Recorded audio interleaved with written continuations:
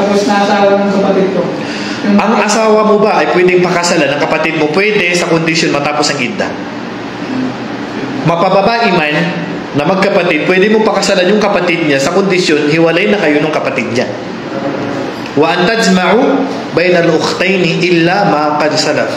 Pwede mong pakasalan ang magkapatid basta hindi sabay. Yun ang bawal pagsabayin.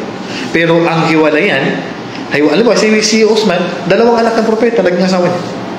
Si Uthman bin Affan, dalawang anak ng propeta sallallahu alaihi wasallam, kaya tinawag si Uthman na nagmamay-ari ng dalawang liwanag kasi napakasalan niya ang dalawang anak ng propeta sallallahu alaihi wasallam. Kaya halimbawa, naghiwalay kayo ng kapatid, hindi mo pa pwedeng pakasalan yung kapatid niya. Hindi mo pa pwedeng pakasalan yung kapatid niya kung ang kapatid niya ay nasa idda pa. Kakahiwalay mo pa lang. Hindi mo pwede pagkahiwalay mo, kakasal ka na sa kapatid. Hindi tanggap yun. Kailangan mo muna matapos yung idda ni sister. O kung buntis, kailangan mo na papanganakin. Depende ang idda ng babae. Kung buntis, hanggat manganak. Kung may regla, 3 regla. Kung hindi nagre-regla, 3 buwan. Kailan matapos mo na yan.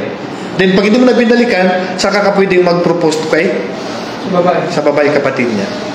Kung pumayag, alhamdulillah. Kung hindi, wala tayong magawa. Ayaw na magagawa natin. Intindihan. Ganun din sa babae. Pwede rin maging asawa ng babae ang dalawang magkapatid. Halimbawa, namatay yung utol niya or naghiwalay.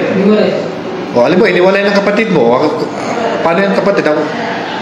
Gulo yan sa tingin. Pwede. Walang problema. Pero siyempre, ang nasa atin, parang hindi magandang.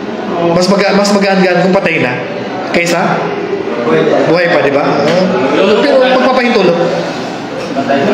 Pero ang hindi pwedeng pagsabayin, meron tayong temporary na hindi mo pwedeng pakasalan at merong habang buhay na hindi mo na pwedeng pakasalan. Halimbawa, mag-ina.